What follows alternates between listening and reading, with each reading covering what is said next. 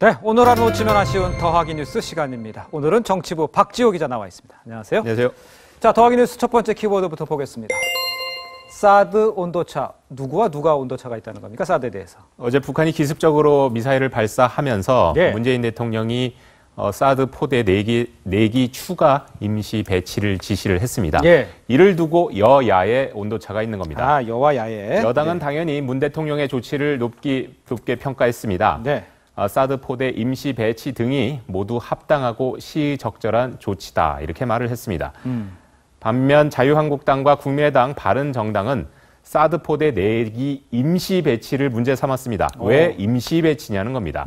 자유한국당은 환경영향평가 계획을 철회하지도 않고 아직도 임시라는 말로 넘어가려 한다고 했고, 국민의당과 바른정당은 북한의 위협이 거세니까 일단 배치하고 영향평가 결과에 따라 다시 철수시키겠다는 건지 묻겠다 이렇게 밝혔습니다. 네. 정의당은 사드의 실효성이 명확히 입증되지 않았으므로 추가 배치는 신중해야 한다 이렇게 약간의 차이가 있었습니다. 그렇군요. 자, 두 번째 키워드 보겠습니다. 춤춰라 환청, 한 여성이 이제 몸을 벗고 이제 춤을 추는 건데 수원에서 있었던 일이잖아요. 예, 지난 18일이죠. 수원 인계동 유흥가에서 한 여성이 옷을 다 벗고 춤을 춘 일이 있었습니다. 이걸 누군가 영상을 찍어서 인터넷에 올리면서 크게 화제가 됐죠.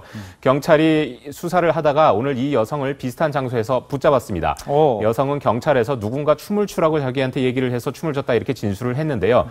마약 반응도 없고 술에 취하지도 않았는데 말이 힘들 정도로 횡설수설해 경찰이 일단 인근 정신병원에 긴급히 입원을 시켰습니다. 그렇군요. 경찰은 또 알문 상태로 춤을 춘 이 여성의 영상을 찍어서 인터넷에 올린 사람의 뒤를 추적하고 있습니다. 그렇습니다. 자, 세 번째 키워드 보겠습니다. 드론 몰카가 있어요? 대전의 한 오피스텔에 사는 여성이 엘리베이터에 대자보를 붙였습니다. 창밖에서 윙윙대는 소리가 나서 내다보니까 누군가 자신의 방 창문에 드론을 띄워서 촬영을 했다는 겁니다.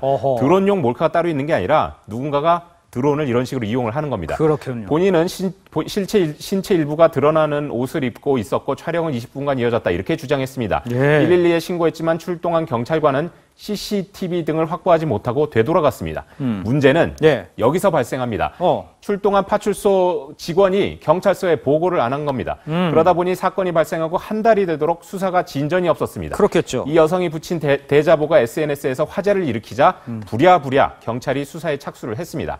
경찰은 현장에 출동한 경찰관의 대처에 문제가 있었다며 잘못을 시인했습니다. 문제가 있었네요. 자, 지금까지 정치부 박지호 기자였습니다. 수고했습니다.